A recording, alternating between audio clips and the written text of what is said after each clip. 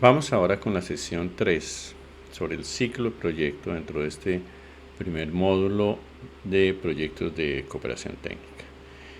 En esta sesión vamos a ver las 4 fases gruesas de un proyecto. La definición del perfil, la negociación del proyecto, la ejecución del proyecto y el cierre del proyecto.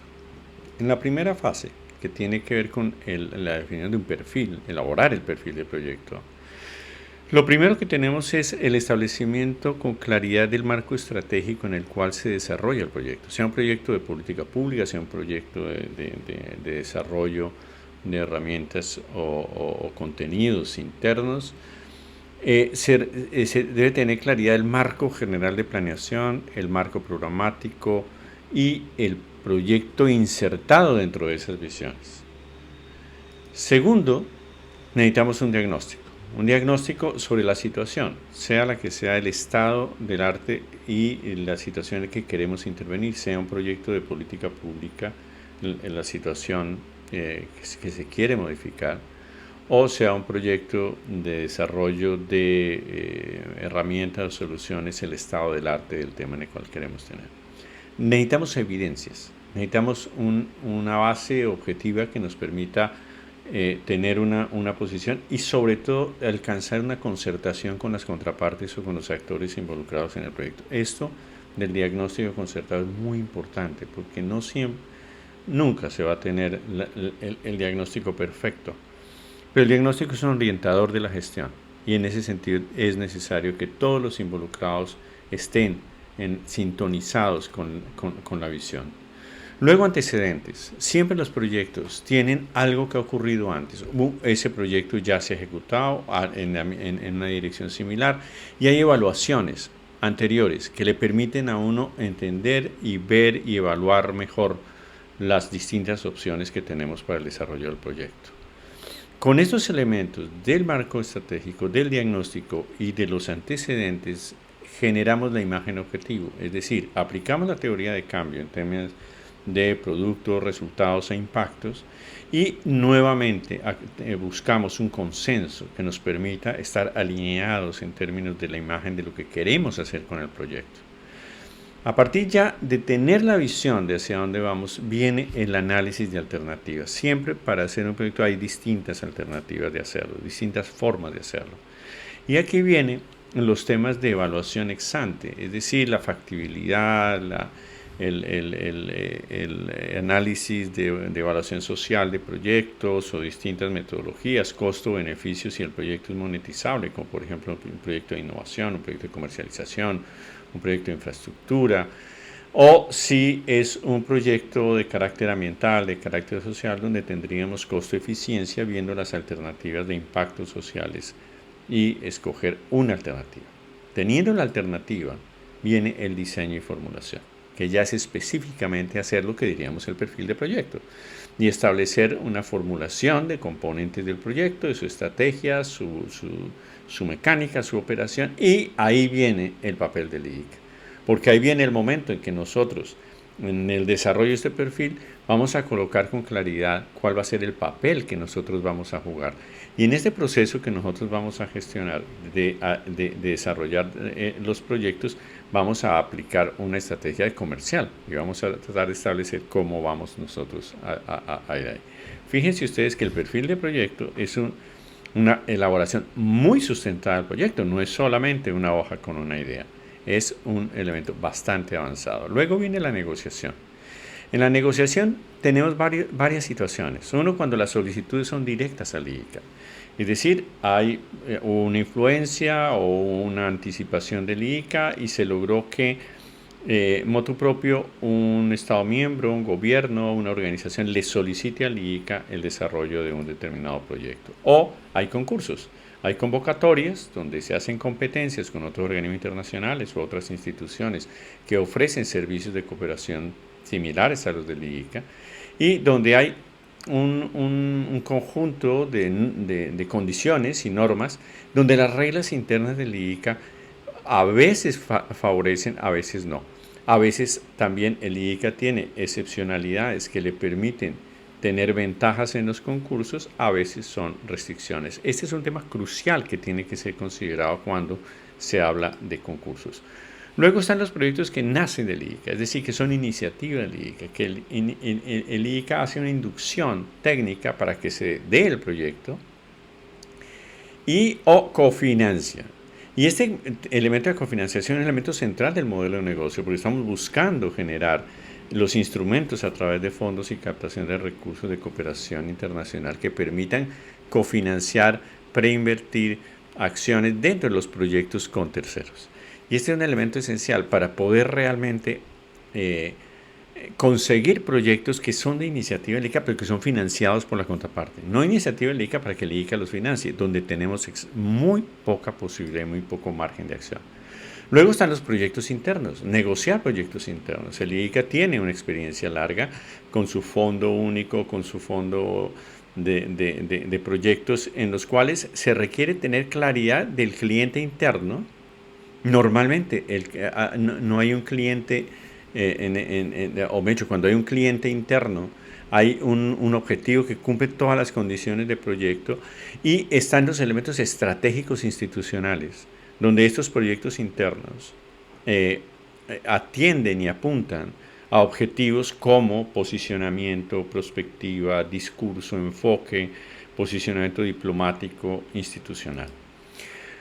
Luego ven los factores a negociar. Los factores a negociar particularmente cuando las contrapartes son externas, que tiene que ver con un componente técnico, básicamente sobre la idea de que no podemos tener proyectos de cooperación técnica sin componente técnico, es decir, no podemos tener proyectos solo de administración y es necesario negociar que tiene que haber un componente técnico.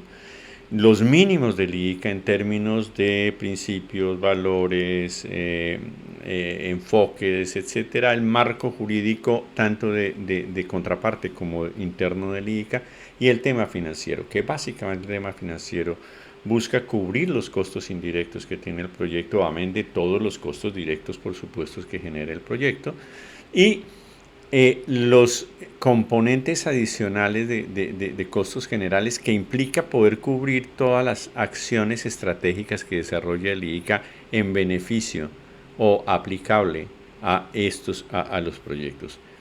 Esta posibilidad es algo que se está trabajando también dentro del módulo de negocio en el tema de la arquitectura financiera para poder tener una gestión de contabilidad de costos mucho más clara, mucho más expedita, que permita tener esto más fuerte. Finalmente, los marcos legales. Los marcos legales internos del IICA y los marcos legales externos, es decir, los de los países donde se desarrollan los proyectos y con los cuales se negocia. Ahí hay unos desafíos muy grandes porque hay países donde la normatividad de la cooperación técnica ha evolucionado de tal forma que se ha restringido en forma muy importante la posibilidad de que el IICA o cualquier otro organismo internacional tenga proyectos de la naturaleza que los conocíamos antes. Y ahí es necesario replantear las estrategias institucionales y ajustar las normas internas, al tiempo que hay que trabajar porque esas normas se ajusten o se actualicen o se asuma una posición frente a esas normas que son muy restrictivas en la negociación. Ahora vamos con la ejecución. En la ejecución, el primer paso de la ejecución es la planeación táctica. Es decir, la planeación, ya tenemos el proyecto concebido, sus componentes, sus estructuras, sus actores, etc.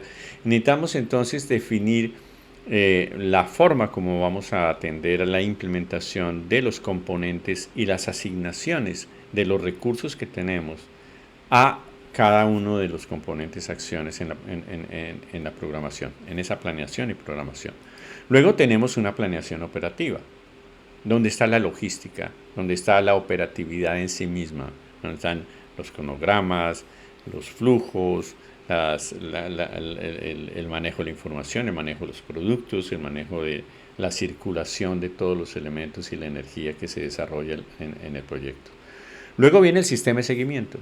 El proyecto debe tener un sistema de seguimiento, ya sea el sistema de seguimiento general, como el caso del SUGI en el caso del IICA, al interior del proyecto debe haber una posibilidad de monitoreo, es decir, tiene que haber posibilidad de que los responsables en cada una de sus esferas de responsabilidad y competencia puedan hacer un seguimiento y llevar bitácoras e indicadores que permitan ver cómo va esa planeación táctica, esa planeación operativa, cómo se va desarrollando y cómo se va gestando.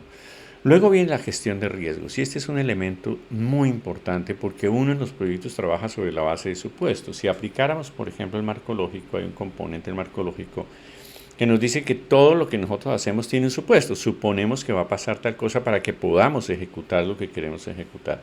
Para eso necesitamos alertas y necesitamos tomar decisiones frente a las distintas eventualidades que se puedan presentar en el proyecto. Normalmente, en la mayoría de los casos, es posible prever. Lo que no es posible es sucumbir a las contingencias que puedan ser anticipadas, y en ese sentido la gestión de riesgos nos permite ser anticipativos. Y finalmente el ritmo de ejecución. Recordemos que el ritmo de ejecución es muy importante porque las finanzas institucionales dependen de que se ejecute. Si no se ejecuta no hay flujo de recursos que puedan realmente poner a operar la máquina. Entonces en ese sentido es muy importante el control y los ajustes en forma preventiva, anticipativa, de tal forma que logremos al máximo en lo que está en las manos institucionales, porque hay muchos elementos que están en las contrapartes que retrasan, ralentizan en la ejecución de los proyectos, pero este ritmo es extraordinariamente importante. Finalmente vamos al cierre, la fase de cierre del proyecto. Y la fase del cierre del proyecto tiene un primer componente financiero, que es de carácter contable y que tiene que ver con las inversiones realizadas a lo largo del proyecto.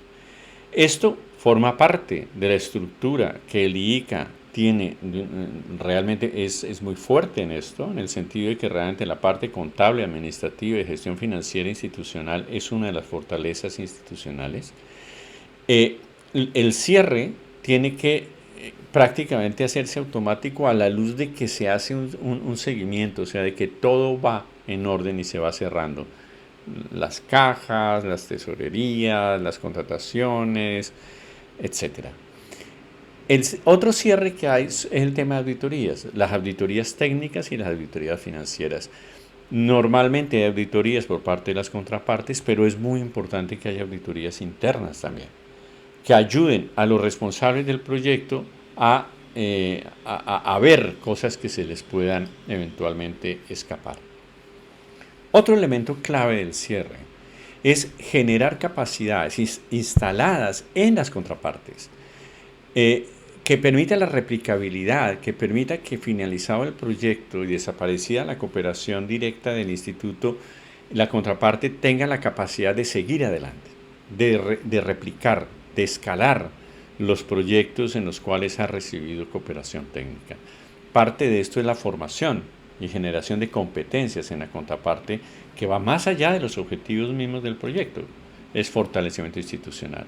Luego está la evaluación, y la evaluación es algo fundamental, evaluación de resultado y evaluación de impacto, que como vimos está encajado dentro de los procesos de planeación y que son el fundamento de un elemento clave y es lecciones aprendidas.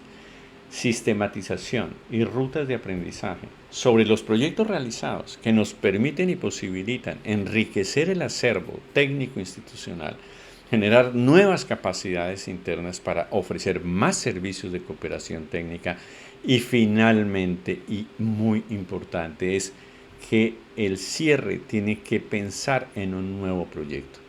Con nuestro cliente, con nuestra contraparte, tenemos que pensar en profundizar y buscar la fidelización de nuestra contraparte, que siga con nosotros, que siga adelante, que busque nuevas opciones, que busquemos nuevos proyectos, que ya que lo tenemos cerca, no cerremos la relación, sino la convirtamos en un nuevo proyecto. Y este es el elemento fundamental.